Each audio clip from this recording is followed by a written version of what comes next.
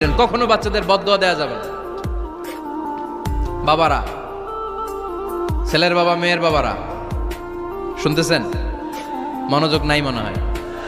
মনোযোগ আছে? কখনো ছেলে মেয়েদেরকে কি দেয়া যাবে না? যত দুষ্ট হোক, যত বদের হাড্ডি হোক, বদদোয়া দেওয়া যাবে। ওই সময় দোয়া করে ফেলবেন। বেশি রাগ আসলে কি করবেন? একটা দোয়া আপনি সেট করে নেবেন যে বেশি রাগ চলে আসলে আমি এই দোয়াটা করে দিব। ভালো দোয়া পারা যাবে? কারণ বাবা মা রাগের মাথায় যেটা বলে এটা কবুল করে নেয় কে?